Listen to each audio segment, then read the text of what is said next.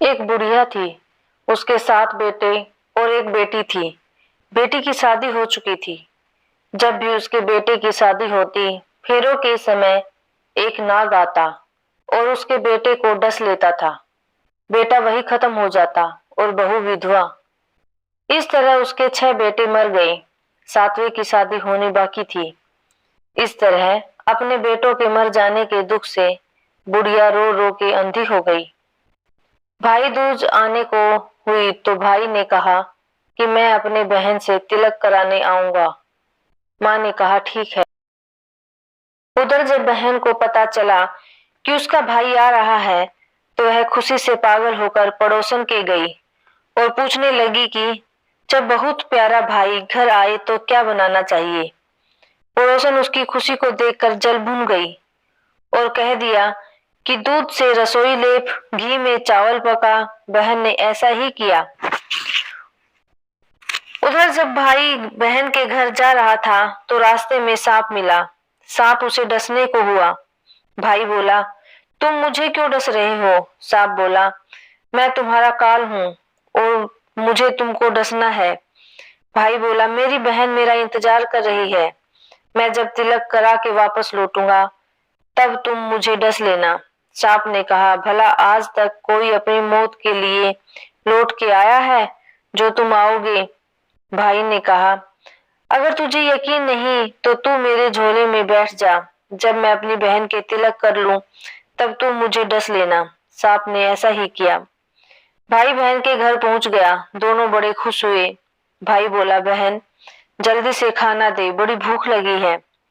बहन क्या करे, न तो दूध की रसोई सूखे न ही घी में चावल पके। भाई ने पूछा, बहन इतनी देर क्यों लग रही है, तू क्या पका रही है? तब बहन ने बताया कि ऐसे ऐसे किया। भाई बोला, पगली, कहीं घी में भी चावल पके हैं या दूध से कोई रसोई लीपे है? गोबर से रसोई लीप, दूध में चावल पका। बहन ने ऐसा ही किया। खाना खाकर भाई को बहुत जोर नींद आने लगी। इतने में बहन के बच्चे आ गए। बोले, मामा मामा हमारे लिए क्या लाए हो? भाई बोला, मैं तो कुछ नहीं लाया। बच्चों ने वह झोला ले लिया जिसमें सांप था। जैसे हुई उसे खुला, उसमें से हीरे का हार निकला। बहन ने कहा, भैया तूने बताया नहीं कि तू मेरे लिए इतना सुंदर हार लाए हो। भाई बोला, बहना मुझे पसंद है तो तू ले ले, मुझे हार का क्या करना। अगले दिन भाई बोला, अब मुझे जाना है, मेरे लिए खाना रख दे। बहन के लिए लड्डू बना के एक डिब्बे में रख दिए। भाई कुछ दूर जाकर थक कर एक पेड़ के नीचे सो गया। उधर बहन के जब बच्चों ने जब भूख लगी तो माँ से कहा कि खाना दे दो। माँ ने कहा, खाना अभी बनने में देर है। तो बच्चे बोले कि मामा को जो रखा है वही दे दो। तो वह बोली कि लड्डू बनाने के लिए बाजरा पीसा था, वही बचा पड़ा है चक्की में, जाकर खा लो। बच्चों ने देखा कि चक्की में तो सांप की हड्डियां पड़ी हैं। यही बात माँ को आकर बताई तो वह बावड़ी हो गई। भाई के पीछे भागी, रास्ते भर लोगों से पूछती कि किसी ने मेरा गैल बटोई देखा, किसी ने मेरा बावड़ा सा भाई देखा। तब एक ने बताया कि कोई लेटा तो है पेड़ के नीचे, देख ले वही तो नहीं। भागी भागी पेड़ के नीचे पहुंची, अपने भाई को नींद से उठाया। भैया भैया कहीं तूने मेरे लड्डू तो नहीं खाए? भाई बोला, ये ले तेरे लड्डू, नहीं खाए।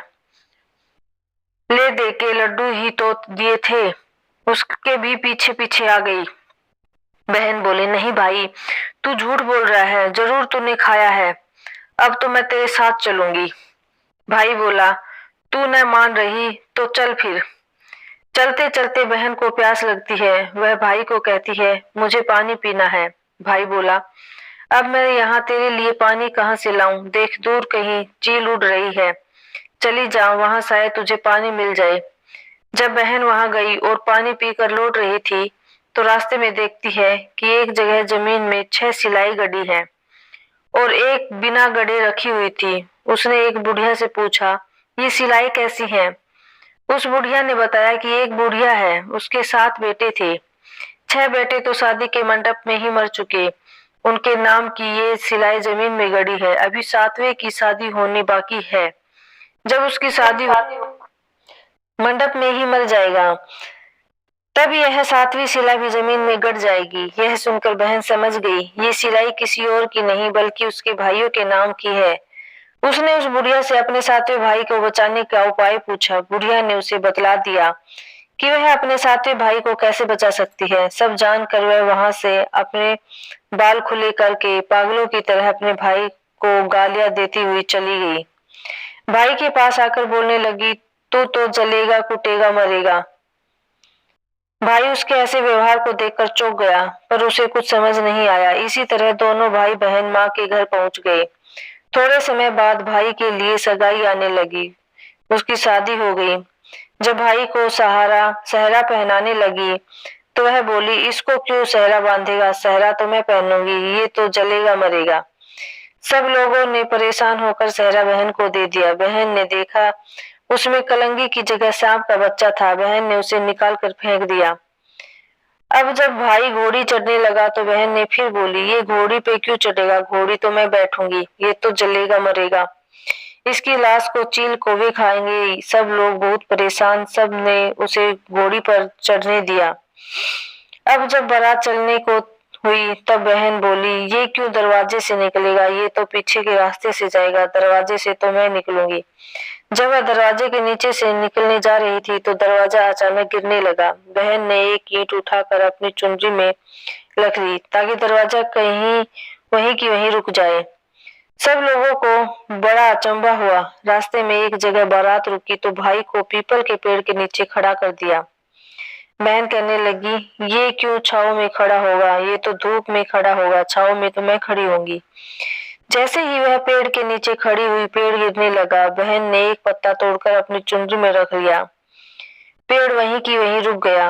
अब तो सबको विश्वास हुआ कि ये बावली कोई जादू टोना सीख गई, जो बार बार अपने भाई की रक्षा कर रही है। ऐसे करते करते फेरों का समय आ गया।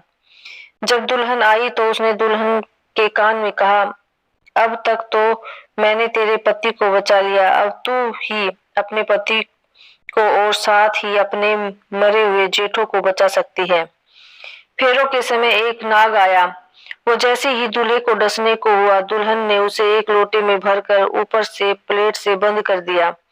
थोड़ी देर बाद नागिन लहर लहर करती आई। दुल्हन से बोली, तू मेरा पति छोड़। दुल्हन बोली, पहले तू मेरा पति छोड़।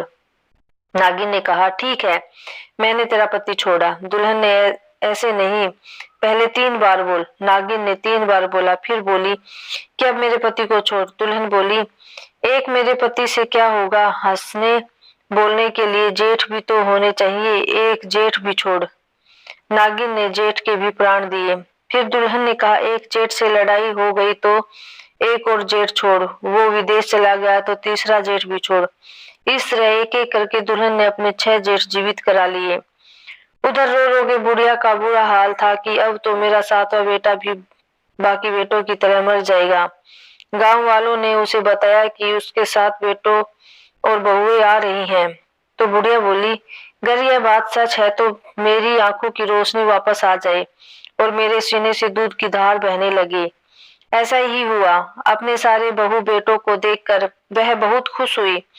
बोली, यह सब तो मेरी बावली ने किया है, कहाँ है मेरी बेटी। सब बहन को ढूंढने लगे। देखा तो वह भूसे की कोठरी में सो रही है। जब उसे पता चला कि उसका भाई सही सलामत है तो वह अपने घर को चली। उसके पीछे पीछे सारी लक्ष्मी भी जाने लगी। बुढ़िया ने कहा, बेटी पीछे मुड़ के देख, तू सारी लक्ष्मी ले जाएगी तो तेरे भाई भाभी क्या खाएंगे।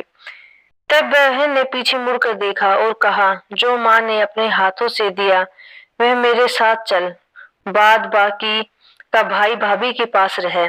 इस तरह एक बहन ने अपने भाई की रक्षा करी